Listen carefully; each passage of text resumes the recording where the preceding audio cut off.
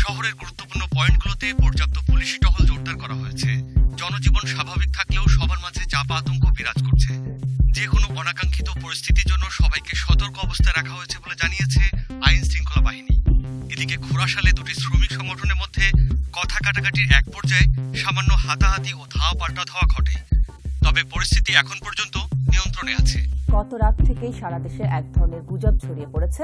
নানা মহলে একই সাথে গুজব ও অস্বস্তি ছড়িয়ে পড়েছে।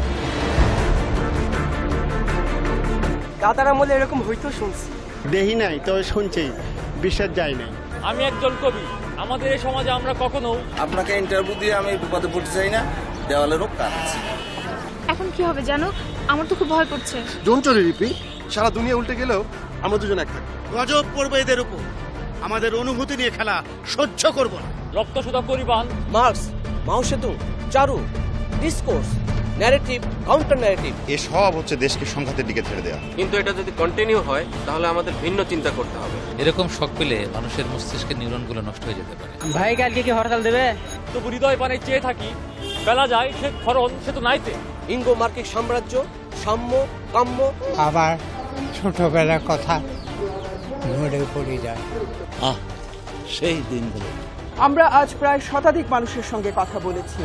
তাদের কারো কারো মাঝে অসন্তোষ বিরাজ করছে, কেউ কেউ ভয় পাচ্ছেন, কেউ কেউ মনে করছেন ঘটনাটি একটি অবাস্তব ঘটনা হতে পারে। আমরা যেটুকু শুনতে পেরেছি যে বিভিন্ন সংগঠন আনুষ্ঠানিক প্রতিবাদ জানাতে বিভিন্ন কর্মসূচি নিতে যাচ্ছে এই ঘটনার প্রেক্ষিতে। মানস ঘোষ, এটিএন বাংলা, ঢাকা।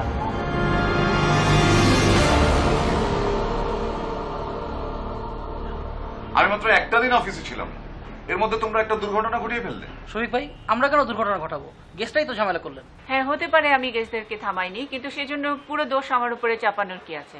আর টিভি গুলোরও কোনো কাজ নেই, কালকে রাতের ঘটনায় এখনো ব্রেকিং চালাচ্ছে, মনে হয় তাদের আর কোনো নিউজ টিউজ কিছু নাই। আর বাবা চালাবে না কেন? বাংলাদেশে কখনো এর আগে এরকম ঘটনা দেখেছে কেউ? যত সব ফালতু ঝামেলা। এমনি তুমি বলো তো, কালকে রাতে কে কে গেস্ট হিসেবে এসেছিল? বালাবদল পার্টির কায়েস আহমদ, তরুণ অধ্যাপক ইরাদ চৌধুরী, সমাজদরদি দলের প্রধান রিয়াজুল বকশী, সাংস্কৃতিক কর্মী মিতালি আহাদ, ওরা সবাই দুর্বৃত্ত সংগঠনের কনভেনার খায়র আলী। ও মাই গড, একই মঞ্চে পালাবদল পার্টির কায়েস আর সমাজদরদি দলের রিয়াজুল, তারপরে এরকম একটা ঘটনা ঘটে গেল। মুন্নি, তুমি আমাকে বলো তো আসলে কি ঘটেছিল গতকাল? রিয়াজ ভাই, আজকের যে বিষয় সেই বিষয়ের সঙ্গে কায়েস ভাই একমত হয়েছেন।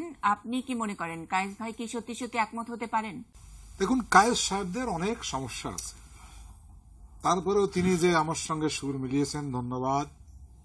আমিও তার সঙ্গে সুর মেলাচ্ছি, মাশাআল্লাহ। তার মানে আপনিও বিষয়টির সঙ্গে একমত কায়েস ভাইয়ের মতো?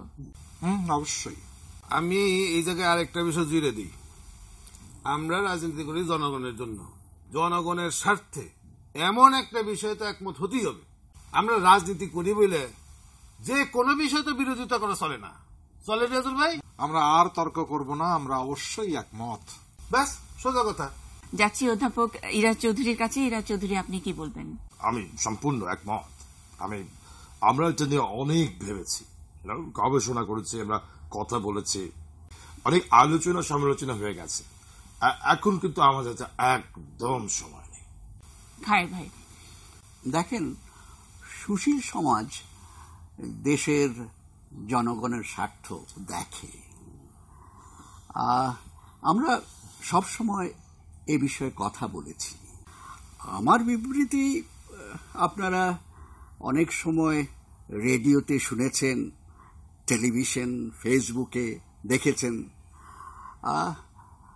দেশের সমস্ত সুশীল সমাজ এ বিষয়ে একমত হবেন। আমরা অনুষ্ঠানের একদম শেষের দিকে। মিতালি আপা, আপনি যদি অনুষ্ঠানের শেষটা বলেন। হ্যাঁ, আমি তো অবশ্যই একমত। আর এখানে যারা উপস্থিত আছেন সবাই একমত হয়েছেন, আমি তো ভীষণ খুশি। আর এই কারণেই হয়তো বিশ্বকবি বলেছেন, মোর বিনা উঠে কোন সুরে বাজে। এখন কি হবে? একটা বিষয়ে সবাই একমত হতেই পারে, তাতে কি এমন সমস্যা? আগে কেউ কখনো শুনেছে এমন? আগে দেখেছে এমন বাংলাদেশে কোনো টিভি টক শোতে? না। তাপস, বাংলাদেশের মানুষ এটা কখনো সহ্য করবে না। আরে বাবা, আমরা তো কখনো কোনো ইস্যুতে একমত হই না। আরে এটা তো একটা টিভি টক শো। আমার তো রীতিমতো সন্দেহ হচ্ছে কালকে যারা গেস্ট হিসেবে এসেছিলেন তারা সত্যি সত্যি বাঙালি কিনা। মানে মুন্নি, তুমি আগামী 2 দিন খুব ভালো করে সবগুলো টিভি চ্যানেল দেখবে, তোমার নজরে যেন কোনো কিছু আর না এড়ায়। একটা বিষয় কিন্তু ভালোই হয়েছে, এখন সবগুলো টিভি চ্যানেল আমাদের টিভি নিয়ে নিউজ করা শুরু করেছে। প্রভাস, তুমি এক কাজ করো, তুমি একটা স্ক্রল চালিয়ে দাও যে আমরা খুব শিগগিরই এক্সক্লুসিভ বুলেটিন নিয়ে আসছি। বুলেটিনটা কখন হবে? আরে বাবা, সময়টা এখনো ঠিক করিনি, তুমি টিকার চালাতে থাকো। আপনারা কি আসলে একমত হয়েছিলেন? হ্যাঁ, এটা এমন এক বিষয় এখানে একমত না হয়ে কি পারা যায় বলেন? কিন্তু সেই অনুষ্ঠানে তো সমাজদরদী দলের রিয়াজুল বক্সি উপস্থিত ছিলেন। তাতে কি? দেখেন, আমাদের এই ভালো কাজের জন্য আমাদের সঙ্গে যারাই আসবেন তাদেরকে আমরা স্বাগত জানাই। কিন্তু জনগণ তো আসলে এটা মেনে নিচ্ছে না। দুটি রাজনৈতিক দল যদি একত্রিত হয়ে কাজ করে তাহলে আসলে বিরোধিতা হবে কোত্থেকে, আর গণতন্ত্রী বা এক্ষেত্রে রক্ষা পাবে কিভাবে? আমাদের সব শক্তি তো জনগণকে নিয়ে, আমরা আমাদের পার্টি চালাই সেই জনগণকে নিয়ে। অথচ চারদিকে এ নিয়ে অনেক বিতর্ক সৃষ্টি হয়েছে, কয়েকটি সংগঠন এ নিয়ে বিরোধী মন্তব্য করেছে, পত্রিকাগুলোতেও এসেছে। এগুলো নিয়ে কি বলবেন? ওইসব কথা বাদ দেন। দেখেন, আমরা জনগণকে নিয়ে পার্টি করি, আর এইগুলো মনে করবেন সব বিদেশি ষড়যন্ত্র, আমরা এগুলো প্রতিহত করব। আর কিছু ওকে। আচ্ছা, পালাবদল পার্টির কায়েদ সাহেবের সাথে কি আপনি আসলে একমত? সেদিনের অনুষ্ঠানটিতে আপনারা সবাই দেখেছেন, নতুন করে এই বিষয়ে আর কি বলার আছে? আজ কুমিল্লা এই ঘটনার প্রতিবাদে তারা মিছিল করেছে, হরতালও ডেকেছে, কিন্তু জনগণ তো মানছে না। দেখেন, আমরাও জনগণের সাথে আছি, জনগণ আমাদের সাথে আছে, সমাজবাদী দলের সঙ্গে আছে, থাকবে। সুশীল সমাজ এটা মেনে নিতে পারছে না, আর যদি এভাবে একমত হন তাহলে বাংলাদেশ সম্পর্কে একটা ভুল মেসেজ বিদেশি মিডিয়াগুলোতে চলে যাবে। সেক্ষেত্রে আপনার মতামত কি? কোন সুশীল সমাজ? ওই যে সুশীল সমাজের প্রতিনিধি কে জানি, ওনার নাম ওই যে খায়ের সাহেব, উনি তো সেদিন আমাদের অনুষ্ঠানে ছিলেন, একমত হয়েছেন আমাদের সাথে। আমাদের অভ্যেস নেই একমত হওয়ার। বাঙালির যেমন নরকে দারোয়ানের প্রয়োজন পড়ে না, তেমনি আমাদেরও একমত হওয়ার প্রয়োজন নেই। এই একমত হওয়াকে আমরা সহ্য করতে পারি না। দিন পাল্টাচ্ছে, তাই কিছু কিছু বিষয় একমত না হলে লজ্জার বিষয় হয়ে দাঁড়ায়। তাই তো সেদিন আমাদের একমত হতে হয়েছে। আশ্চর্য হবেন, এই অবাস্তব বিষয়টিতে একমত হওয়ার জন্য আমরা সাধুবাদ পেয়েছি। সোশ্যাল মিডিয়াগুলোতে আমরা ভালো রেসপন্স পেয়েছি তরুণ প্রজন্মের কাছ থেকে। আপনি বলছেন আসলে তরুণ প্রজন্মরা আপনাদেরকে স্বাগত জানিয়েছে, কিন্তু আমরা যতটুকু জানি তরুণ প্রজন্মরা আসলে এই ব্যাপারটি নিয়ে তারা নিজেরাও বিভ্রান্ত এবং কিছু কিছু ক্ষেত্রে তারা বিভাজিত। কি বলছেন আপনি?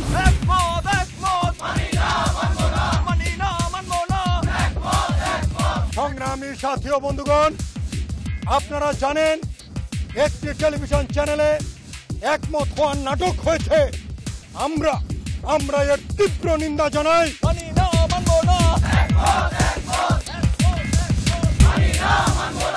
বন্ধুরা আমার, আমরা মাননীয় স্পিকার মহোদয়ের মাধ্যমে মাননীয় সংসদের কাছে আমাদের 3 দফা দাবি পেশ করছি।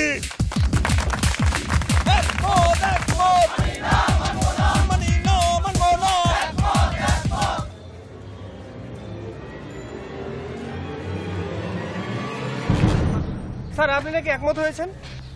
হ্যাঁ, তোমরা অবাক হচ্ছ কেন? আমাদের মধ্যে এমন কোনো দৃষ্টান্ত নেই, আমরা একমত হতে পারি না।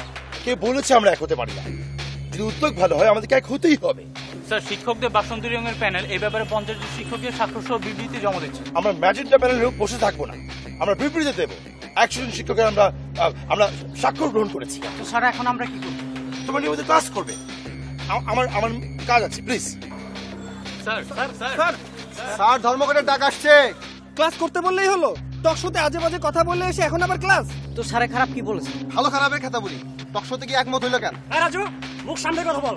স্যার সম্পর্কে একটা বাজে কথা বলবি তো তোর খবর আছে। আই বললে কি করবি? একদম মাল হান্দাইতে মাল। তোর মাল রে ধরা এখানে।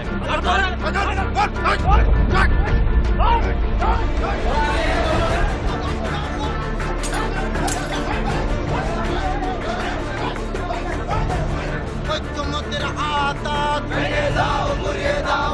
একমত মানি না, মানি না, মানবো না, মানি না, মানবো না, মানি না, মানবো না।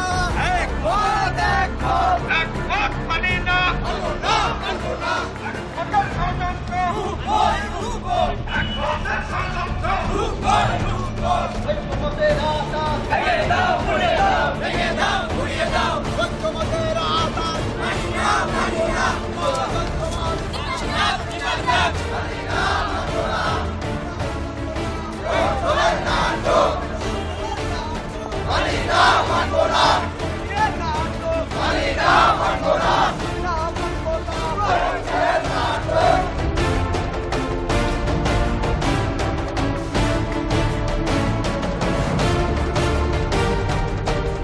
ব্রাহ্মণবাড়িয়া উন্নয়ন প্রকল্প থেকে এসেছি।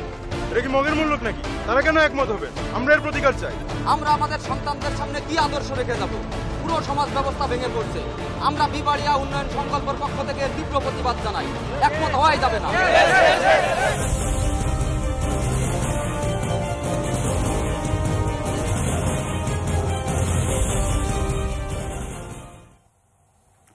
এটিএন নিউজের নিউজ আপডেটে আপনাদের সাথে আছে আমি সাবিনা মেহেদি। দর্শক, আপনারা যেমনটি জানেন যে টক শোতে আমন্ত্রিত অতিথিরা কেন একমত হয়েছেন সেই প্রতিবাদে চলছে আমরণ অনশন। এখন আপনাদের নিয়ে যাচ্ছি কেন্দ্রীয় শহীদ মিনারে। সেখানে রয়েছে আমাদের সিনিয়র রিপোর্টার তপু। তপু, আপনি যদি আমাদের বর্তমান পরিস্থিতি জানাতেন, কারা সেখানে আমরণ অনশন করছেন? সাবিনা, আপনাকে অসংখ্য ধন্যবাদ। দর্শক, আমরা এই মুহূর্তে রয়েছি ঢাকা বিশ্ববিদ্যালয় এলাকায় কেন্দ্রীয় শহীদ মিনারে, এবং আপনারা দেখতে পাচ্ছেন যে এখানে বিপুল সংখ্যক গণজমায়েত হয়েছে, এবং এই যারা গণজমায়েতে যারা অংশ নিয়েছেন তাদের বেশিরভাগই সংস্কৃতি কর্মী, এবং খুব সুনির্দিষ্ট করে যদি বলতে হয় তাহলে এদের বেশিরভাগই আসলে নাট্যকর্মী, নাট্যান্দোলনের সাথে জড়িত রয়েছেন তারা।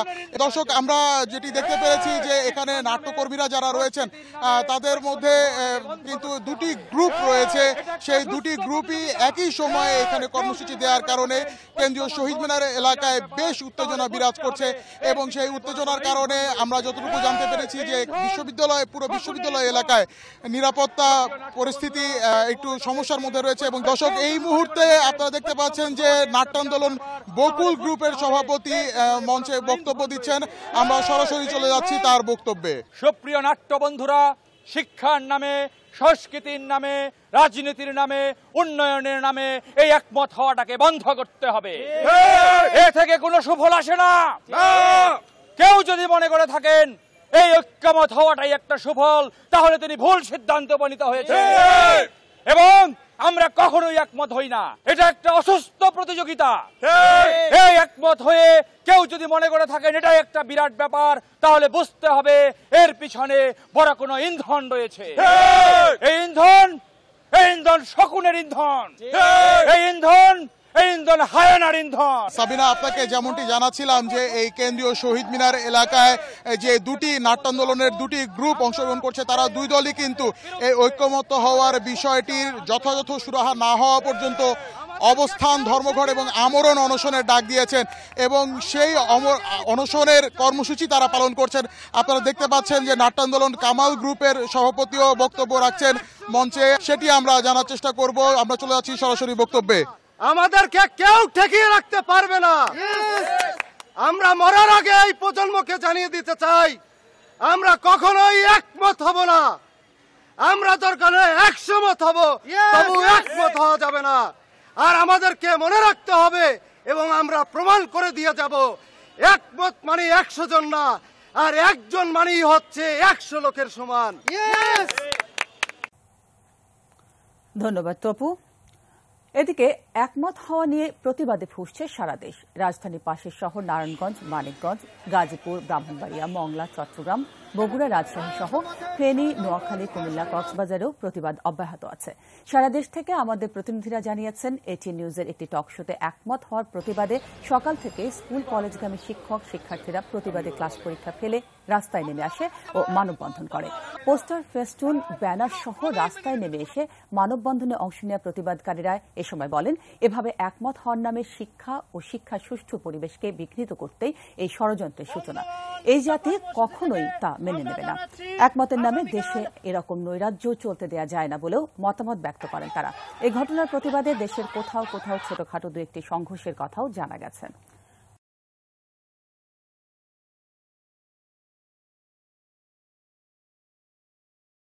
প্রিয় দর্শক, এই ছিল এখনকার মতো। একমত হওয়া নিয়ে যে কোনো ঘটনার আপডেট জানতে থাকুন আমাদের সাথে।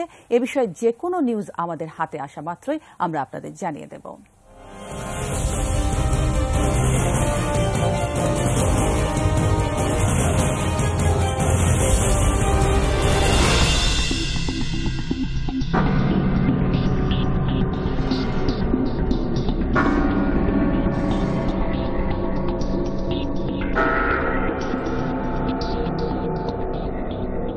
দর্শক, আজকে আমরা একদমই ভিন্ন বিষয় নিয়ে আমরা আলোচনা করব। একটি টিভি অনুষ্ঠানে সবাই একমত হয়েছেন একটি ইস্যুতে। কিন্তু একমত হওয়ার মধ্য দিয়ে এটি কি ধরনের অনুষ্ঠান হতে পারে এবং তা নিয়ে অনেকেই এটি আতাতের গন্ধ পেয়েছেন, মনে করেছেন একটি সাজানো নাটক এবং তার বিরুদ্ধে বিক্ষোভ হচ্ছে, প্রতিবাদ হচ্ছে, এমনকি অনশন ধর্মঘট পর্যন্ত হচ্ছে। আমরা চেয়েছিলাম যে সেই অনুষ্ঠানে যেই যারা একমত হয়েছিলেন তাদেরকে এখানে আমন্ত্রণ জানানোর জন্য, কিন্তু দুঃখের সঙ্গে জানাচ্ছি যে তাদেরকে আমরা আনতে পারিনি। তার বাইরে আমরা এই চারজন অতিথিকে যাদেরকে পরিচয় করে দিলাম তাদেরকে এনেছি। আমরা তাদের সঙ্গেই যাব। প্রথমেই আমরা যাচ্ছি আমার ডান প্রান্তে দবির নওয়াজ আইনজীবী, আপনার কাছে, যে আপনি নিশ্চয়ই সেই দিনের সেই অনুষ্ঠানটি দেখেছিলেন। আপনি যদি একটু বলেন আসলে কি দেখেছিলেন সেটি। আসলে অনুষ্ঠানটা আমি দেখিনি। সত্যি কথা বলতে কি, যে অনুষ্ঠানটা টোটালি একটা ফালতু অনুষ্ঠান ছিল। কারণ যে অনুষ্ঠানে, যে টক শোতে সবাই একমত হয়, সেটা টক শো হতে পারে কি করে? তাই আমি বলবো যে যেখানে যে অনুষ্ঠানে মানুষ কথাই বলতে না পারে, তা সেই টক শো করে লাভ কি? বিশ্ববিখ্যাত দার্শনিক ডারউইন বলেছেন, জীবে যদি বৈচিত্র্যই না থাকে। ধন্যবাদ। আপনার কাছে আসছি সুদীপ্ত কুমার দাস, আপনার কাছে আসি। আপনার কি বক্তব্য এই বিষয়ে? আমি প্রথমে বলতে চাই যে আমি দবির ভাইয়ের সাথে একমত না। কারণ উনি ডারউইন সাহেবকে বলেছেন দার্শনিক। এরকম একটা মিথ্যে তথ্যের উপর ভিত্তি করে কোনো কথা এদেশের প্রগতিশীল ছাত্র সমাজ কোনোভাবেই মেনে নেবে না। আসলে তো ডারউইন সাহেব ছিলেন প্রখ্যাত জীববিজ্ঞানী। উনি তার ঐতিহাসিক বিবর্তনবাদ তত্ত্বের জন্য সারা পৃথিবীতে সম্মান পেয়েছেন। এই বিবর্তনবাদটা হচ্ছে। জি, ধন্যবাদ। অনিক খান, আপনার বক্তব্য কি বিষয়ে? ধন্যবাদ। প্রথমেই আমি সুদীপ্ত কুমার সাহেবের এই কথার সাথে দ্বিমত পোষণ করছি। এটা কোনোভাবেই এটা মেনে নেওয়া যায় না। ইনফ্যাক্ট আমি যখন জার্মানিতে 2 বছর ছিলাম তখনও কিন্তু আমি এই বিবর্তনবাদ নিয়ে প্রচুর পড়াশোনা করেছি। এবং দবির সাহেব আমাদের বর্ষিয়ান, ওনাকে যেভাবে অপমান করলেন। ইনফ্যাক্ট আমি যখন জার্মানিতে 2 বছর ছিলাম। তাহলে কি আপনি দবির সাহেবের সাথে একমত? এটা আসলে এক কথায় বলা সহজ না। দবির ভাই উনি একদিক থেকে ঠিকও, আবার একদিক থেকে ভুলও। যেমন ধরেন, যেই অনুষ্ঠানে সবাই একমত হয় সেই অনুষ্ঠান নিয়ে দ্বিমত পোষণ করা যেতেই পারে। তবে দবির সাহেব যেভাবে এক কথায় এটাকে একটা ফালতু অনুষ্ঠান বলে দিলেন, এটা ঠিক না। অনেক টক শোতে আমি নিজেও যাই, ওগুলোতে কিন্তু বেশ ভালো কোয়ালিটি মেনটেন করা হয়। ভাই, আপনারা তো আমাকে শেষ করতেই দিলেন না। আপনাদেরকে সবাইকে আমি বলেছিলাম যে সমান সুযোগ দেব। আমার মনে হয় যে নাইম ভাই সিনিয়র সাংবাদিক, আপনার কাছে আসি। এই যে জাতির এই ক্রান্তি লগ্নে একমত হওয়াটা কি আবার জাতিকে নতুন করে কি বিভ্রান্তির মধ্যে ঠেলে দেবে কিনা? দীপু, আপনার কথার এক কথায় জবাব দেওয়া খুবই কঠিন। কবি বলেছেন, আমরা জানি কবির কথা, 10 লাঠি 1 বোঝা। অর্থাৎ আমাদেরকে প্রথমে বুঝতে হবে, আমাদেরকে খুব ভালো করে আলোচনা করে বুঝতে হবে যে একমত হওয়া জিনিসটা কি। কয়েকজন মানুষ মিলে একটা কথায় একমত হলে সেটাই কি একমত? আমাদেরকে তো সারা দেশের মানুষ, বৃহত্তর মানুষের কথা ভাবতে হবে, যাদের পরনে কাপড় নাই, যাদের শিক্ষা নাই, স্কুলের লেখাপড়া নাই, স্বাস্থ্যের ব্যবস্থা নাই, চিকিৎসার ব্যবস্থা নাই। আমাদেরকে সকলের কথা ভাবতে হবে এবং আমরা তারপরে চিন্তা করে দেখব যে একমত হওয়া যায় কি যায় না। তারা একমত হয়ে মানে ঠিক কাজটি করেনি, এই বিষয়ে কি আপনারা সবাই একমত? না, আমার মনে হয় যে এই যে একমত কথাটা বলছেন, আপনি তো অতি সরলীকরণ করছেন। এই প্রশ্নের উত্তর তো এত এক কথায় দেওয়া যায় না, এত সংক্ষেপে দেওয়া যায় না। না, এই প্রশ্নের জন্য তো মহাভারত লিখতে হবে। তার মানে কি আপনি আমার কথার মধ্যে কথা বলবেন? এইসব সুশীল আলাপ দিয়ে এটা হবে না। এটা একটা রাজনৈতিক সমাধান, এটার একটি রাজনৈতিক সমাধান দিতে হবে। কিন্তু এই প্রশ্নের যে রাজনৈতিক সমাধানের কথা বলছেন, এটা তো আপনাদের এই বিদেশি দালাল আর স্বার্থান্বেষী মানুষের দ্বারা হবে না। এটা হবে প্রগতিশীল মানুষের অংশগ্রহণের মাধ্যমে। শুধু আপনারাই প্রগতিশীল মানুষ, আমরা প্রগতিশীল না। ইলেকশনে দাঁড়ালে তো আপনাদের সব জামানত বাজেয়াপ্ত। আর দেখেন, ভোটের কথা বলবেন না আর জামানত বাজেয়াপ্তের কথা বলবেন না। দেশের অধিকাংশ মানুষ ভোটের মর্যাদাই জানে না। আপনি মুখ সামলিয়ে কথা বলুন। আপনি জনগণকে নিয়ে খারাপ কথা বলছেন। আপনি একটা ন্যাশনাল মিডিয়াতে জনগণকে নিয়ে খারাপ কথা বলতে করতে না। নো, এটা আচ্ছা, প্লিজ আপনারা একটু শান্ত হন। দর্শক, আমরা একটু সাময়িক বিরতিতে যাচ্ছি। পরিস্থিতি শান্ত হলে আমরা আবার ফিরে আসবো, ততক্ষণ আমাদের সঙ্গেই থাকুন। জি জি জি জি জি আসলে টক শোতে কে কি কথা বলবেন, মতামত দেবেন, সেটা তো আমরা আগে থেকে বলতে পারি না। একটা বিষয় থাকে, সেই বিষয়ের ওপরে সবাই তাদের চিন্তা ভাবনা শেয়ার করেন। না না না, একমত কেউ হন না। আসলে একমত হওয়ার প্র্যাকটিসটাই তো আমাদের মধ্যে নেই, সেটা যত গুরুত্বপূর্ণ ইস্যুই হোক না কেন। সব টিভি আপনাদের টকশোর ঘটনা নিয়ে টকশো করছে, আপনারা করছেন না কেন? ওই দিনের ঘটনার পর আমরা টকশো বন্ধ রেখেছি। আসলে হাব ভাব বোঝার চেষ্টা করছি। না না, শুরু করেন, তবে দেখবেন অনুষ্ঠানে সবাই যেন আগের মতো একমত না হয়ে যায়। না না না না না, ওই দিনের একমত হয়ে যাওয়াটা তো আসলে একটা মিরাকল ছিল। এইরকম মিরাকল প্রতিদিন ঘটে না। আসলে এরকম একমত হওয়ার অভ্যাসটাই তো আমাদের মধ্যে নেই। কাজে টিভিও দেখি টকশো করছে, আমি ফোন রাখছি, আপনি জলদি টকশো আবার শুরু করুন। জি জি জি জি। ধন্যবাদ জনাব কিরমানি। জোহরা, আপনি একজন বিশ্ববিদ্যালয়ের শিক্ষক, আপনি বলুন সর্বশেষ আপনি কবে কোনো বিষয়ে একমত হয়েছিলেন কারোর সাথে? ধন্যবাদ অঞ্জন রায়। আমার আসলে তেমন কিছু মনে পড়ে না, আর একমত হয়েছিলাম সেটাও আমার মনে পড়ছে না। আর এই সুযোগে আমি একটা কথা কিন্তু স্পষ্টভাবে বলতে চাই, agreement is no problem, but সবাইকে কেন একমত হতে হবে? ওয়াই? কেন হতে হবে? আমাদের হিস্ট্রি কি বলে তারও কিন্তু জানার খুব একটা উপায় নেই। ইতিহাস সংরক্ষণেও আমাদের ভিতরে কিন্তু একটা ল্যাকুনা আছে। আজ সবাই একমত হয়েছে বলেই তো এত কোশ্চেন অ্যারাইজ করছে। ধন্যবাদ আপনাকে। এইমাত্র আমাদের প্রযোজক অনুষ্ঠানটি তিনি জানালেন আমাকে, একজন সম্মানিত দর্শক ফোন করেছিলেন এবং তিনি জানতে চেয়েছেন একজন বিশ্ববিদ্যালয়ের শিক্ষক হওয়ার পরেও আপনি কেন এই একমত হওয়ার বিষয়টিকে সাধুবাদ জানাতে পারছেন না। As a university teacher, as a representative of the সুশীল সমাজ, আমাকে কিন্তু অনেক কিছু ব্যালেন্স করে চলতে হয়, কথা বলতে হবে। আজ আমি বলে দিলাম একমত, কালকে কি হবে, tomorrow what is gonna be happen, basically আমরা কিন্তু সেটা কেউ জানি না, রাইট? এই জন্য আমরা যেটা করি, আমি বিশ্বাস করি সব বিষয়ে আমাদের একটি স্কেপ রুট রাখতে হবে। ধন্যবাদ আপনাকে জোহরা। দর্শক, আমাদের সাথে রয়েছেন ফেসবুক ব্লগ অ্যাক্টিভিস্ট ফোরামের মুখপাত্র নাদের কিরমানি। আপনি বলুন একমত হওয়ার বিষয়টি নিয়ে এভাবে জনগণ কেন ফুঁসে উঠছে? আপনার মাধ্যমে জানাতে চাই, শুধুমাত্র জনগণ নয়, সবচেয়ে ভয়ঙ্কর ব্যাপার হচ্ছে দেশের তরুণ সমাজ ফুঁসে উঠেছে। তরুণরা কিন্তু কোনো অন্যায়ের কাছে মাথা নত করে না। আমরা যারা নিয়মিত অনলাইনে ফেসবুকে স্ট্যাটাস লিখি, ব্লগ লেখেন না? জি, স্ট্যাটাস বড় হয়ে গেলে সেটি আমরা ব্লগে দিয়ে দিই। কিন্তু যেটি আমি বলছিলাম যে দেখুন, আমরা আমাদের সংগঠনের পক্ষ থেকে সরকারের কাছে আমরা 3 দফা দাবি পেশ করেছি, যার মধ্যে প্রথম হচ্ছে এটি যে এই ধরনের একমত হওয়ার নির্লজ্জ প্রহসনের পেছনে যারা আছে তা সুষ্ঠু তদন্ত করে বের করতে হবে, এবং দ্বিতীয়ত হচ্ছে ভবিষ্যতে যেন এইরকম দুঃসাহস কেউ না দেখায়, এই জন্যে সুষ্ঠু তদন্তের মাধ্যমে তাদেরকে বিচারের কাঠগড়ায় দাঁড় করাতে হবে, এবং তৃতীয়ত হচ্ছে যেটি দেশের সর্বসাধারণের জন্য এই টকশো স্বাধীনতা নিশ্চিত করতে হবে। আমরা এই জন্য সরকারকে 48 ঘন্টার আলটিমেটাম দিই। ধন্যবাদ আপনাকে। সম্মানিত দর্শক, এই মুহূর্তে আমাদের সাথে সরাসরি যোগ দিচ্ছেন কমরেড ফেরদৌস রুদ্র। ধন্যবাদ কমরেড ফেরদৌস রুদ্র আমাদের সাথে সরাসরি আসার জন্য। 4টি দল বদলের পর সম্প্রতি আপনি আরেকটি নতুন রাজনৈতিক দল গঠন করেছেন, আমরা কি আপনার দলটির নাম জানতে পারি? হ্যাঁ, আমার দলের নাম সুশীল নাগরিক আদর্শ, বা সংক্ষেপে সোনা। তবে একটু সাবধানে উচ্চারণ করতে হবে, সু না আ।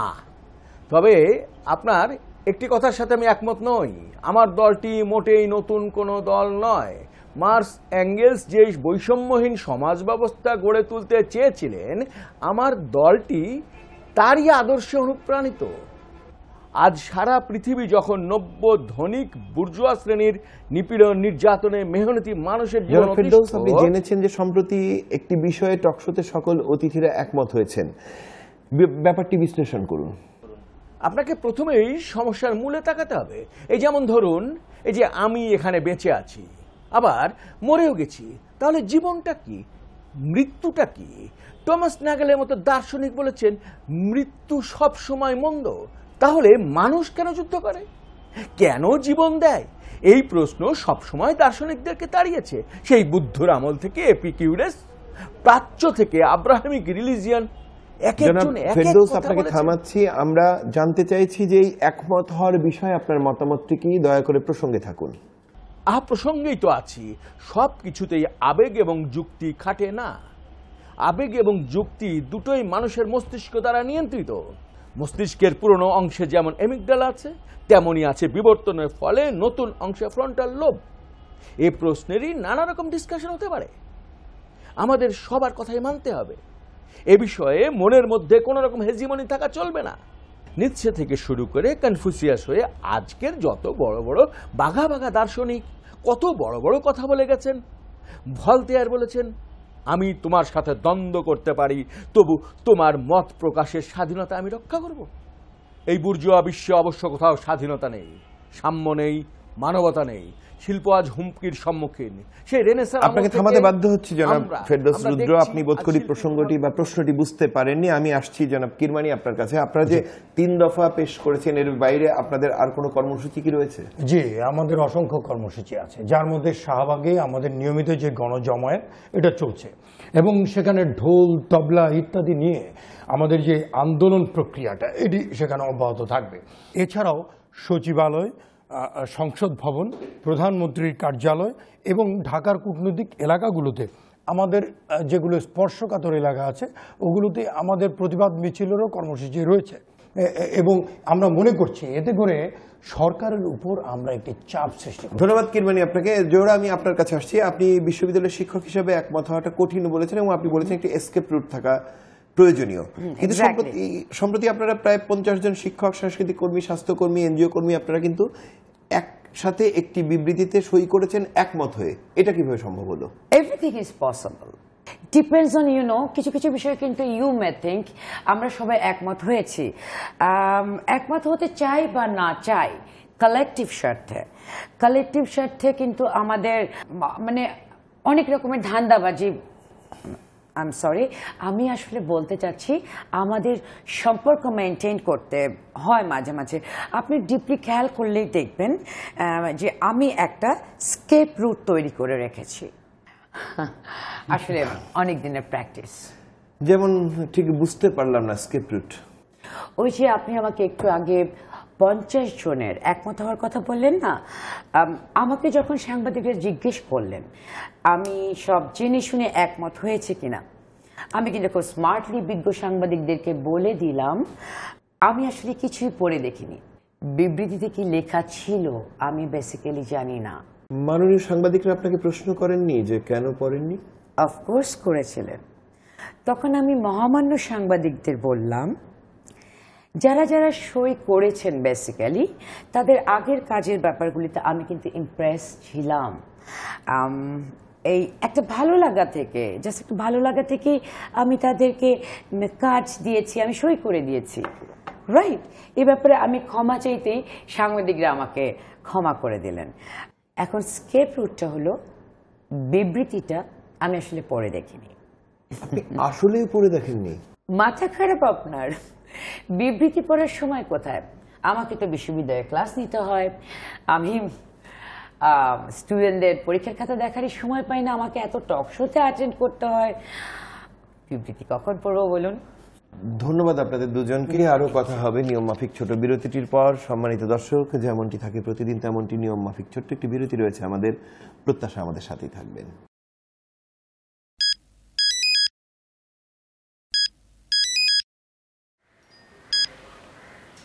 হ্যালো শফিক ভাই। কি করো মুন্নি? এই তো বই পড়ি। সব টিভি চ্যানেলে আমাদের টক শো নিয়ে টক শো হচ্ছে, আর তুমি গল্পের বই পড়ছো। কি করবো তাইলে? আমরাও টক শো করবো? আপনি না বন্ধ রাখতে বললেন। ফোন এসেছিল। ফোন এসে গেছে? ওকে, অফিসে এসে গেস্ট জোগাড় করি। ওই দিনের সবাইকে তুমি ডাক দাও, ওদেরকে নিয়ে টক শোটা করতে চাই। ওরা আসবে? কন্ট্যাক্ট করো। ওকে শফিক ভাই, রাখছি।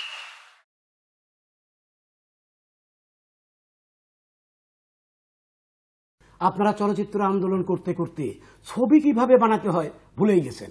আর্ট ফিল্ম করতে করতে মুখে ফেনা তুলে ফেলেছেন। আপনারা কি করছেন? আপনাদের জন্যই তো নগ্নতা শিল্পের পর্যায় থেকে কুরুচি আর অশ্লীলতার পর্যায়ে গিয়ে পৌঁছেছে। মেধাবী তরুণরা সংকটে ভুগছে, আপনাদের ওখান থেকে মেধাবী তরুণরা চলে আসছে। আপনারা তরুণদের ভুল বুঝিয়েছেন, সেই জন্য তারা আমাদের ছেড়ে চলে যাচ্ছেন। তাদেরকে শিক্ষা দিচ্ছেন এটা এইরকম করতে হবে, ওটা ওই রকম করতে হবে, তা না হলে ভালো ছবি হবে না, ভালো ছবি বানানো যাবে না, লাভ লাভ লাভ লাভ লাভ। নাচ গান মারামারি এসব দিয়ে ভাড়ামো হয়, চলচ্চিত্র হয় না, সিনেমা হয় না। মিস্টার আতাহার, আমাদের আজকের বিষয় কিন্তু এটি নয়। এই যে আমরা পরস্পরের প্রতি শ্রদ্ধাবোধের জায়গা আমাদের সমাজ থেকে হারিয়ে ফেলছি, আমরা একমত হওয়ার ইচ্ছেটা হারিয়ে ফেলছি, সেই সম্পর্কে যারা অল্পতেই একটা জায়গায় পৌঁছে যায় তারা অন্যের উপরে আস্থা হারিয়ে ফেলে। মিস্টার মোহন, আমি আপনার কাছে পরে সে কথা শুনবো। মিস্টার আতাহার, আপনি শুরু করুন। আমাদের লক্ষ্য হচ্ছে যে একটা নতুন প্রজন্মের নির্মাতা গোষ্ঠী তৈরি করা, যারা সুস্থ চলচ্চিত্র বানাবে এবং দেশের ভাবমূর্তি বিদেশে গিয়ে বড় করে তুলবে, দেশে রিপ্রেজেন্ট করবে দেশকে এবং সুনাম কুড়িয়ে আনবে দেশের জন্য। গত 40 বছর ধরে আপনারা কি বানিয়েছেন? আমাদের ওই নির্মাতা প্রজন্ম দরকার ছিল যারা দর্শকদের কথা মাথায় রেখে ছবি বানাবে, অর্থ আর অ্যাওয়ার্ড পাওয়ার জন্য না।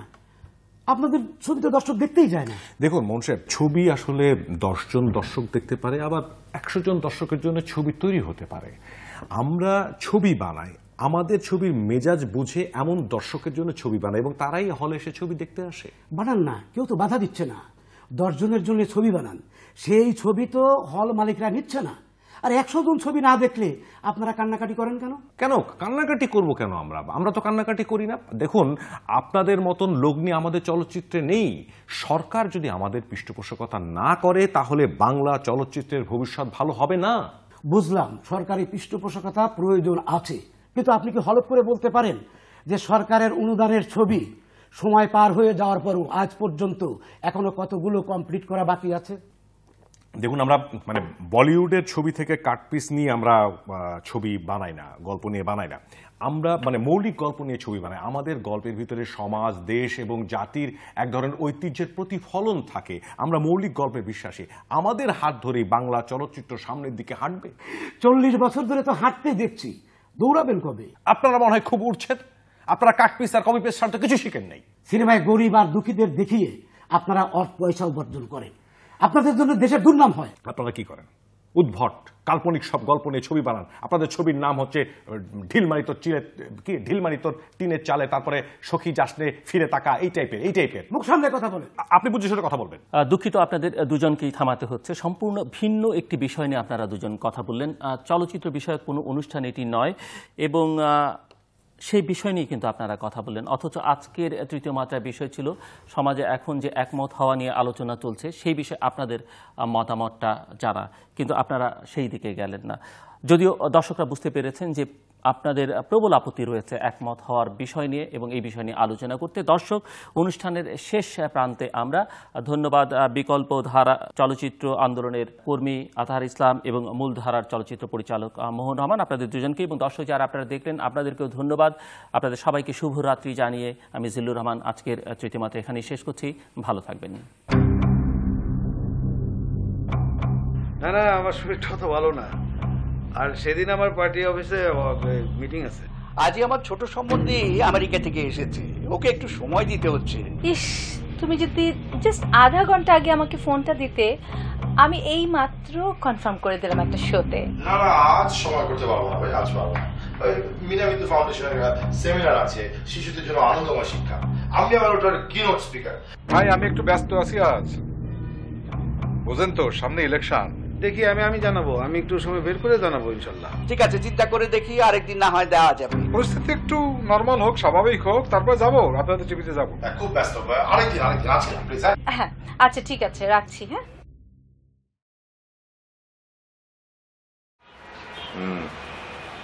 তাহলে কেউ আসতে রাজি হচ্ছেন না? সারাটা দিন ফোনের উপরে গেল, নানা রকমের বাহানা দেখায়, কেউ আসতে চায় না।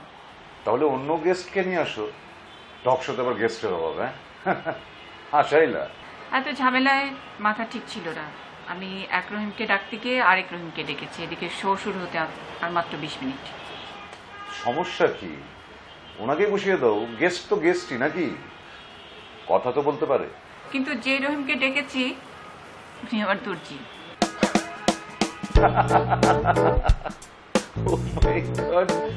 তোমরা যে দর্জিকে ডেকে নিয়ে আসছো, কোথায় উনি? ওইদিকে নিউজ রুমে। চলো ওকে দেখি।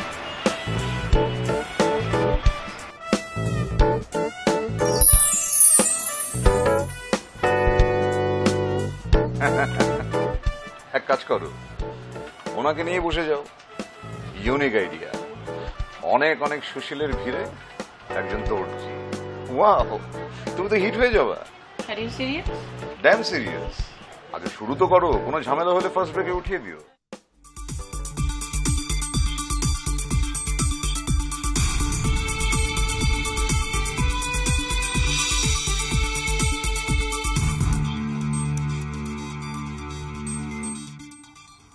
প্রিয় দর্শক, আমন্ত্রণ জানাচ্ছি নিউজ আওয়ার এক্সট্রা অনুষ্ঠানে। আপনারা নিশ্চয়ই জানেন যে আমাদের এই অনুষ্ঠানে একটি বিষয়ে আমন্ত্রিত অতিথিরা একটি বিষয়ে একমত হয়েছিলেন। সেই একমত হওয়া নিয়ে গোটা দেশে বিক্ষোভ। আমরা সেই বিষয় নিয়ে কথা বলবার জন্য অন্য অতিথিদের এই অনুষ্ঠানে আজকে ডেকেছি। শুনবো তাদের কাছে এই গোটা দেশে যে বিক্ষোভ চলছে তার প্রতিক্রিয়া। আমাদের সঙ্গে আছেন ডানপন্থী নেতা সাদাত শাহরিয়ার এবং বামপন্থী নেতা মুশফিক মনোয়ার। এছাড়াও আমাদের আজকের এই অনুষ্ঠানে আছেন সাধারণ মানুষের একজন প্রতিনিধি, আমরা তার কাছ থেকে শুনব। আমাদের সঙ্গে আছেন রহিম মিয়া, তিনি পেশায় একজন দর্জি। স্বাগত জানাচ্ছি আমাদের এই অনুষ্ঠানে। শুরু করব রহিম মিয়া, আপনার কাছ থেকে। কেমন আছেন আপনি? জি আপা, ভালো আছি। প্রথমে আপনাকে ধন্যবাদ যে আমাকে এত বড় একটা অনুষ্ঠান, এরকম সুন্দর একটা জায়গা আমাকে আমন্ত্রণ জানিয়েছেন। তবে আপা, আপনার কি মনে আছে আপনি যে জামাটা গায়ে দিয়েছেন সেই জামাটা কিন্তু আমারই বানানো?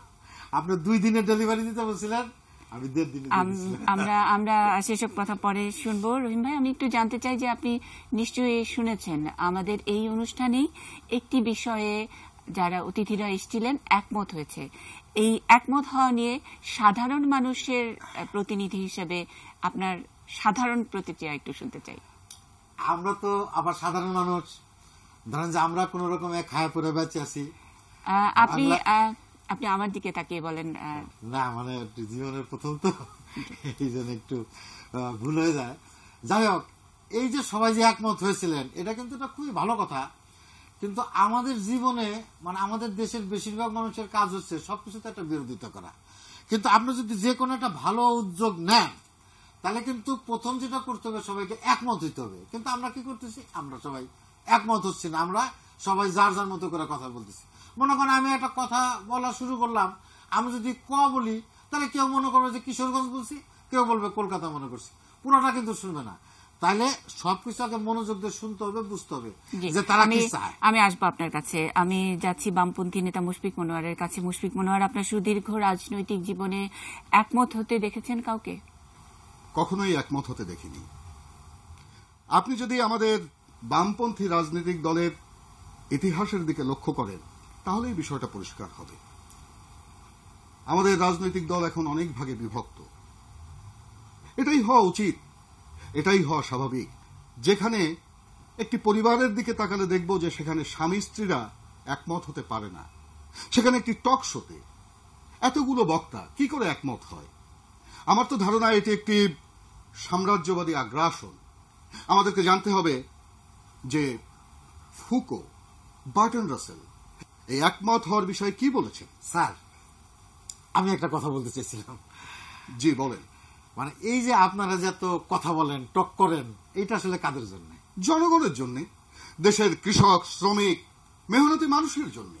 যাদের কথা বললেন তারা কি ফুকো ভাই, তারপরে রাসেল ভাই, এদেরকে চিনে? অত্যন্ত দুঃখের সঙ্গে বলতে হচ্ছে যে আমাদের দেশের অধিকাংশ জনগণই শিক্ষিত নয়। ফুকো, বার্টন রাসেল এগুলো বুঝতে আমাদেরই ঘাম ছুটে যাচ্ছে, আর সেখানে জনগণ। এই তো লাইনে আসছেন। দেখেন, যাদের জন্য টকশো করেন তারা তো ফুকো ভাই, রাসেল ভাই এদের চিনেই না। তাহলে শক্ত শক্ত কথা বলে লাভটা কি? আরে আমাদের দেশের মাটির সাথে মিলে আমাদের যাতে ভালো হয় এরকম থিওরি বের করেন, তাই না? আপনি না বুঝে না জেনে কি সব উল্টো পাল্টা কথা বলছেন। যে আমি আবারও আপনাদের কাছে আসবো। আমি একটু সাদাত ভাইয়ের কাছে যেতে চাই। সাদাত ভাই, আপনি বলেন যে কেন আমাদের মধ্যে এই একমত হওয়ার ইচ্ছেটা নেই? এই যে শব্দ একমত, যত সমস্যা কিন্তু এখানেই। দেখেন, এর চেয়ে ভালো শব্দ হচ্ছে ভিন্ন মত। ভিন্ন মত, এই যে দেখেন আমাদের সবার মাথায় কিন্তু চুল আছে, কারো চুল কালো, কারো আবার গোলাপি, কারো সাদা। কেউ চুলটা আবার ডান দিকে সিধি করেন, কেউ বাম দিকে সিধি করেন, কেউ আবার ব্যাক ব্রাশ করেন, কেউ তেল ব্যবহার করেন, কেউ আবার জেল ব্যবহার করেন। এই যে একটা ভিন্নতা, আমাদের জীবনযাত্রা যদি আমরা বিশ্লেষণ করি তাহলে আমরা দেখতে পাবো যে এক একজনের জীবন ধারা কিন্তু এক এক রকমের। অতএব আমাদের প্রত্যেকেরই জীবনের বিশ্লেষণ করলে আমরা দেখব যে আমাদের মধ্যে ভিন্নতা আছে। আর এর চেয়ে আরেকটি ভালো মজার শব্দ হচ্ছে গণতন্ত্র।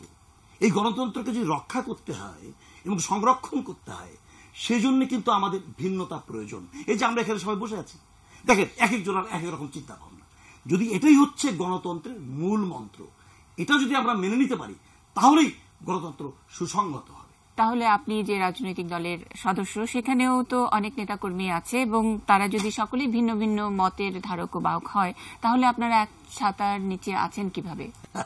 হাসালেন, আমরা কিন্তু একটা ছাতার তলে আছি, কথাটা ঠিক, কিন্তু একটু লক্ষ্য করলে দেখবেন আমরা কিন্তু বিভিন্ন ক্ষেত্র থেকে এখানে এসেছি।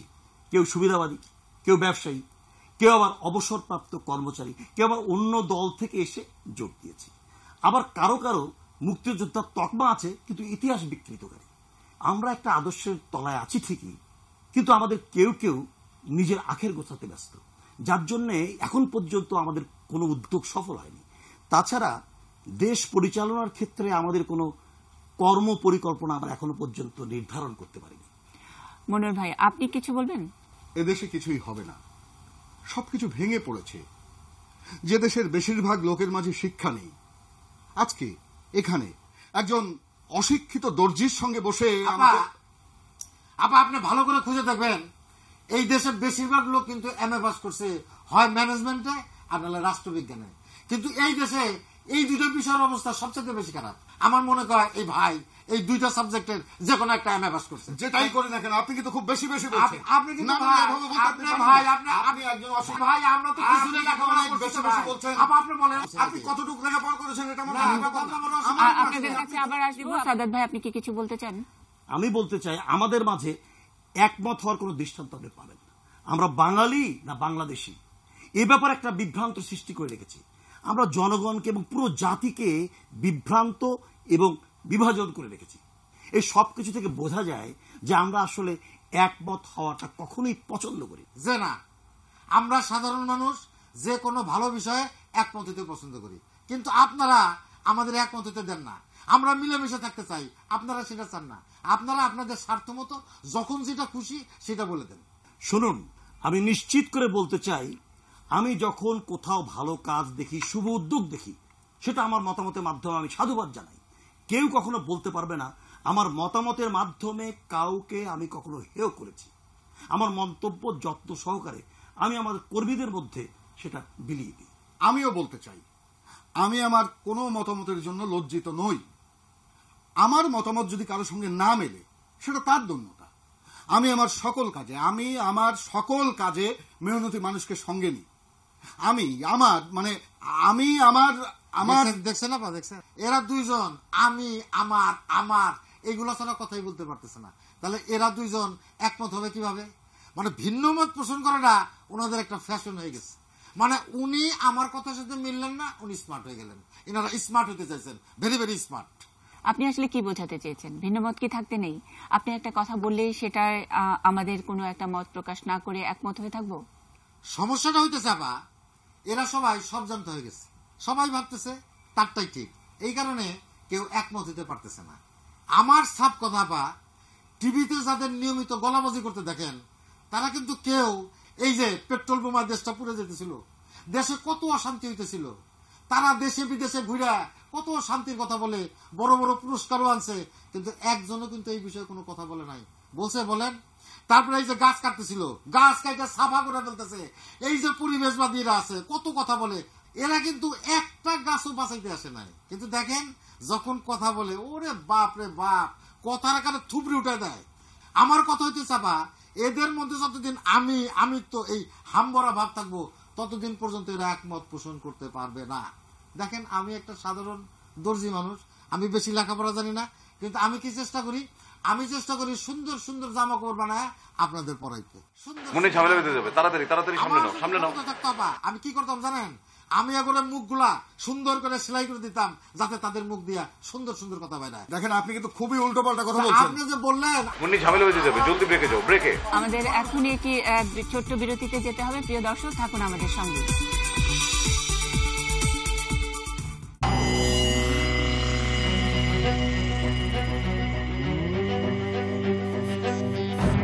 একমত একমত মানি না মানব না, একমত একমত মানি না মানব না।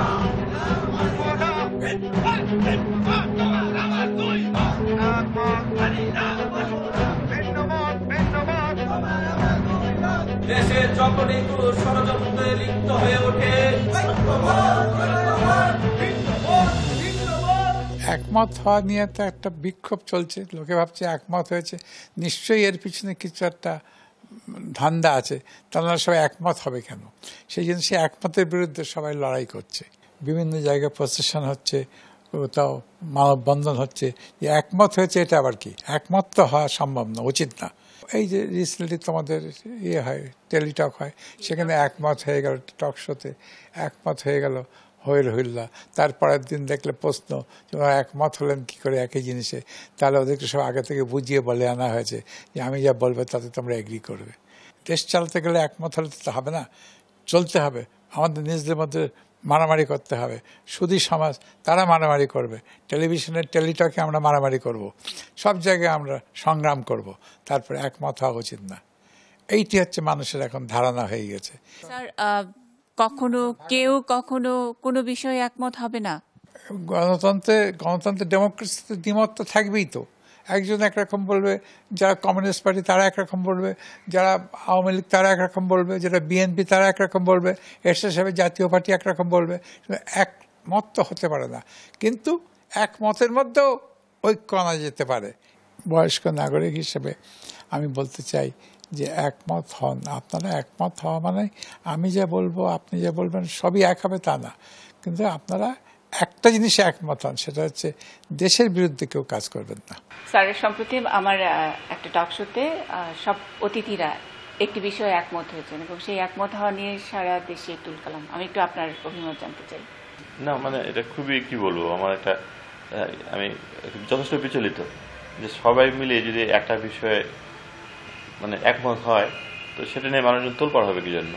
প্রথম প্রশ্ন হচ্ছে গিয়ে যারা নাকি কাজগুলি করছে, যারা নাকি তুলকালাম কাণ্ড করছে এবং মিটিং করছে, তারা কি পুরো সত্যটা জানে কিনা, নাকি হঠাৎ করে একটা কথা শুনলো এবং সেটা কথা শুনে সেই ওই কথার মার পেটে ওই কথাটা বলার জন্যই কথা বলার জন্য ওরা শুরু করে দিল। সেটা আজকাল যেটা নাকি অনেক হয়, তাই না? আমি দেখেছি যে সোশ্যাল মিডিয়া হওয়ার কারণে এখন সবাই কথা বলতে পারে। একটা সময় ছিল মানুষ যদি তার নিজের কথাটা বলতে চাইতো তাকে মানে অনেক কষ্ট করতে হতো, একটা পত্রিকায় কিংবা কোনো একটা মিডিয়াতে গিয়ে তার সেই কথাটা প্রকাশ করলে তখন অন্য সেটা জানতে পারতো। কিন্তু এখন যেটা হয়েছে যে একজন মানুষ কিন্তু অনেক সহজে কথা বলতে পারে। তার একটা যেরকম ভালো একটা দিক আছে, একটা মানে খারাপ দিকও আছে, একটা বিপজ্জনক দিকও আছে আসলে।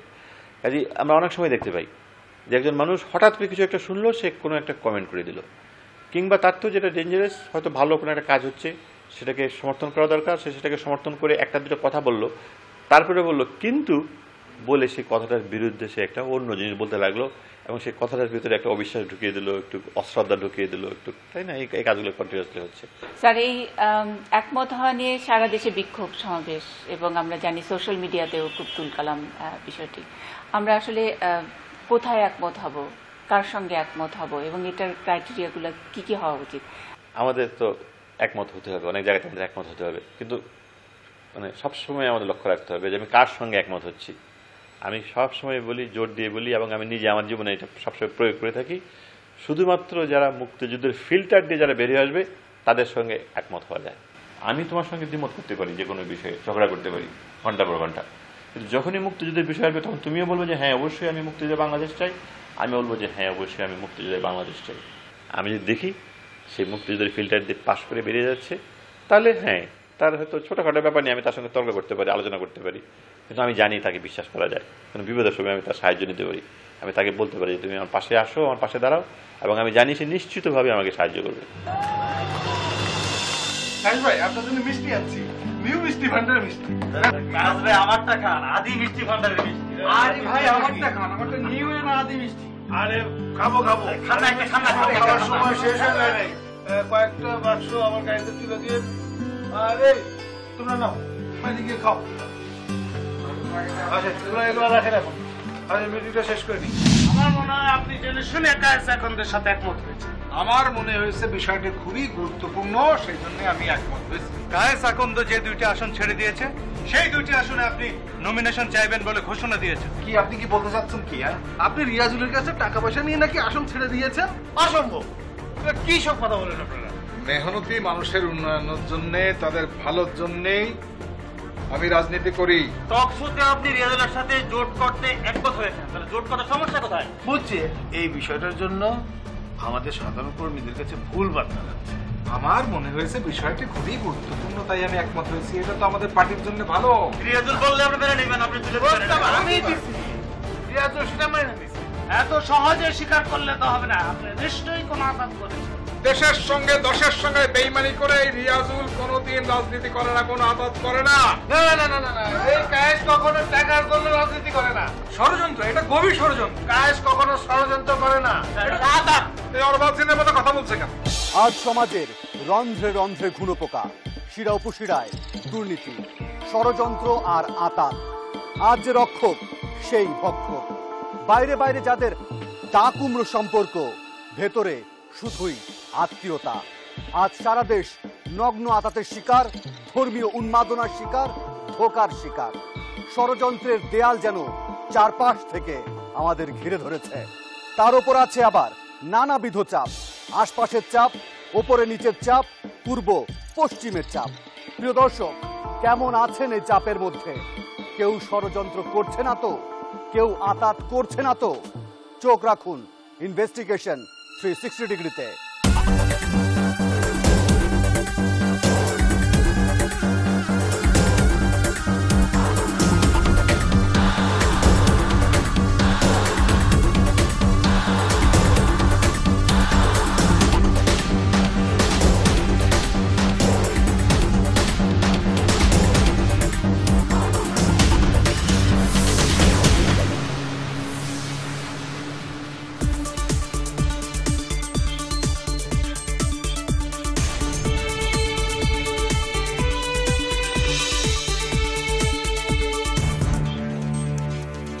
প্রিয় দর্শক, আমন্ত্রণ জানাচ্ছি নিউজ আওয়ার এক্সট্রা অনুষ্ঠানে। আমরা আজকের এই অনুষ্ঠানে পেয়েছি সেই পাঁচজনকে যারা আমাদের এই অনুষ্ঠানে একটি বিষয়ে একমত হয়েছিলেন।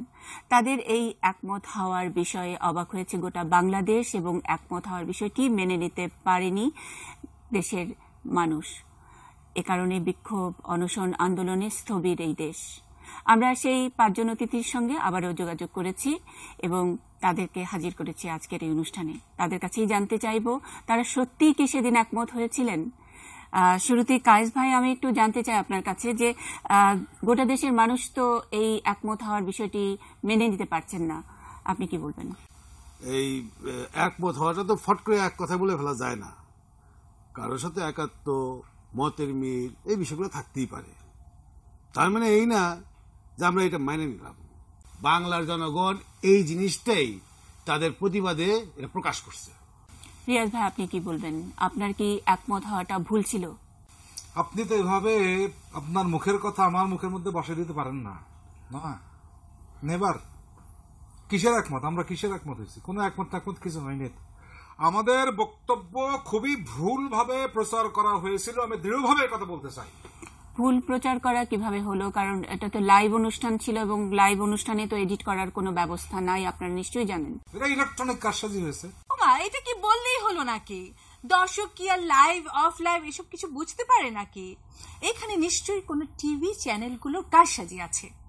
আমরা যারা টিভি মিডিয়াতে কাজ করি সেটা আমরা খুব ভালো করে বুঝতে পারি। আমি এখানে একটা কথা বলতে চাই। আমরা সাধারণত তেল, গ্যাস, সুন্দরবন ছাড়া জনসাধারণের 7 ও 5 দুটোর কোনোটাতেই থাকতে চাই না।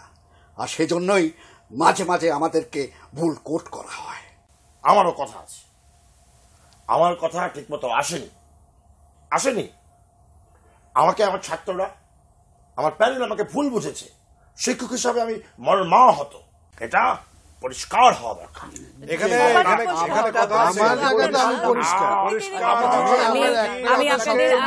আমি সকলকে সুযোগ দিব। আমি একটু কায়েস ভাই আপনার কাছ থেকে শুনতে চাই। কায়েস ভাই। আরে ভাই, আমি তো সেদিন কিছু প্রস্তাবনার কথা বলছিলাম, আমি কিছু সাজেশন দিয়েছিলাম, আমি কিছু কর্ম পরিকল্পনার কথা জানিয়েছিলাম, আমি কিছু পয়েন্ট মেনশন করেছিলাম, দৈনিক কিছু বৈঠক, কিছু সভা সেমিনারের কথা বলেছিলাম। তাছাড়া আমি সেই দিন অন্তত 6 বার কিন্তু শব্দটা বলছি। আমি 7 বার যদিও বলেছি। আমি 9 বার যেহেতু বলেছি। আমি 5 বার সমস্যার গভীরে এবং 3 বার ডিসকোর্স বলেছি। আমি মনে রাখতে হবে শব্দটি 6 বার ব্যবহার করেছি। আরে ভাই এছাড়া আরো 11 বার অন্তত 11 বার আমি স্বার্থ সংশ্লিষ্ট এই শব্দটা ইউজ করছি। ভেবে দেখতে হবে এই কথাটা অন্তত 10 বার বলেছি। 17 বার বলেছি। জনগণ চাইলে আতাতের ধার ধারি না, বলেছি 14 বার। আমি সব সময় বলেছি ওরা সবাই দুর্বৃত্ত। আমি বলিনি, আমি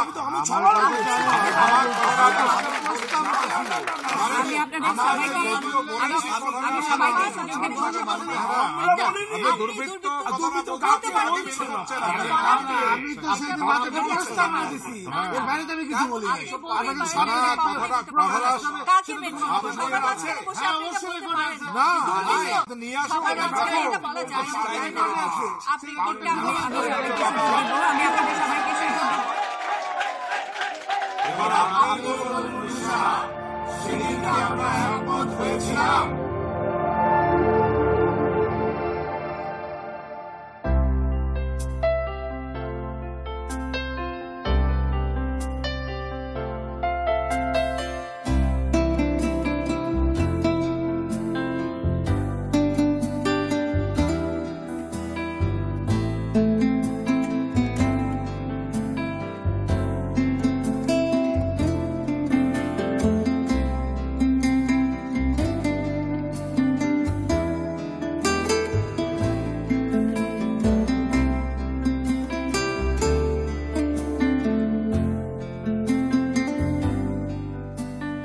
আজ সকালটা একদম শান্ত, কোথাও কোনো কোলাহল নেই। চারিদিকে কেমন শান্ত শান্ত ভাব। আকাশে মেঘ, বৃষ্টি হতে পারে, হলে ভালোই হয়, গুমোট ভাবটা কাটে।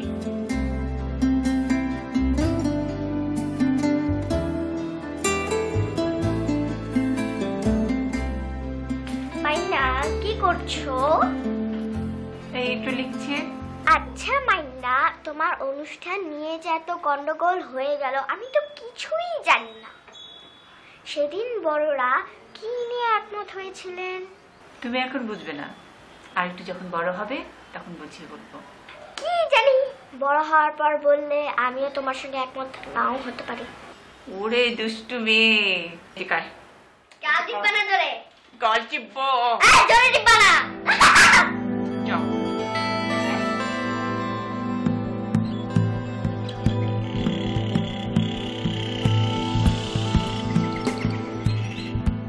এই যে টকশোতে একমত হওয়া নিয়ে এত কিছু হলো, আমি নিশ্চিত অনেকেই ভালো করে জানে না কি নিয়ে কেন একমত হয়েছিলেন আমার সেদিনের অতিথিরা। রাজনীতি, অর্থনীতি, মানব পাচার, মানবাধিকার নানান ইস্যু নিয়ে কাজ করি বটে, কিন্তু আমাদের শিক্ষা ব্যবস্থার নানান অসঙ্গতির বিষয়গুলো মাথার ভেতরে তাড়া করে। কোনো বাচ্চা এখনকার প্রচলিত সিলেবাসে পড়তে চাইলে তার জন্য দুটি ধারা, বাংলা ভার্সন, ইংরেজি ভার্সন। মাদ্রাসায়ও দুটি ভাগ, আলিয়া ও কওমি। আছে English medium, cadet, pre cadet. আর সবচেয়ে ভয়ঙ্কর বিষয় হলো গাইড বই ও কোচিং সেন্টার। কোচিং আর গাইড এই দুটো জিনিস খুবই আমাদের কি বলবো আমাদের শিক্ষা ব্যবস্থার জন্য ক্যান্সারের মতো। কারণ গাইড বইয়ে কিন্তু থাকে কোশ্চেন এন্ড আনসার, সে কিন্তু বিষয়টা সে জানে না, সে উত্তরটা জানে। একটা ছেলে মেয়ে যদি পাঠ্য বইটা পড়তো তাহলে সে পুরো জিনিসটা পড়তো, শিখতো, নিজের ব্রেইনটা ব্যবহার করে সে উত্তর দিত। অনেক বড় বড় পত্রিকা তারা অনেক ভালো ভালো কথা বলে, দেশ নিয়ে কথা বলে, সমাজ নিয়ে কথা বলে, শিক্ষা নিয়ে কথা বলে, কিন্তু তারা নিজেরা কিন্তু তারা প্রতিদিন গাইড বই ছাপিয়ে যাচ্ছে। স্কুল থেকে বের আসার পরে আমরা মুক্ত, আমরা যা খুশি করেছি, আনন্দ করেছি, দৌড়াদৌড়ি করেছি, লাফিয়েছি, বেরিয়েছি। কিন্তু এখনকার বাচ্চারা কি হচ্ছে, বাবা মারা তাকে একটা কোচিং সেন্টার থেকে আরেকটা কোচিং সেন্টার, একটা কোচিং সেন্টার থেকে আরেকটা কোচিং সেন্টার, মানে এদের জীবন শেষ। শুধু তাই না, অনেক জায়গায় অনেক শিক্ষক আছে তারা নিজেরা পড়ান, প্রাইভেট পড়ান, তারা ওদেরকে বলেন যে তুমি এসে আমার কাছে প্রাইভেট পড়ে যাও। আমার কাছে ছেলেমেয়েরা অনেক দুঃখ করে চিঠি লিখেছে, তারা একজন শিক্ষকের কাছে প্রাইভেট পড়ে নাই দেখেই সে স্কুলের পরীক্ষায় সে কম মার্কস পাচ্ছে, নাম্বার পাচ্ছে না। কারণ এটা এমন একটা বিষয় যে আমাদের দেশে সব মানুষ ইনভলভ, তাদের সবার ছেলেমেয়ে লেখাপড়া করতে হয়, কাজে গাইড বই এবং কোচিং সেন্টার এই দুটোর ব্যাপারে, দুটোকে বন্ধ করার ব্যাপারে আমাদের সারা দেশে সব মানুষকে একত্র হতে হবে। সেদিন আমার টকশোতে সব অতিথিরা একমত হয়েছিলেন গাইড বই এবং কোচিং সেন্টার বন্ধে জনমত সৃষ্টির বিষয়ে, কিন্তু আমি হাল ছাড়ব না। আমার টকশোর পরবর্তী বিষয় হবে প্রাইমারি স্কুল মাস্টারদের বেতন ও সুযোগ সুবিধা ইউনিভার্সিটি শিক্ষকদের সমপরিমাণ করার দাবি।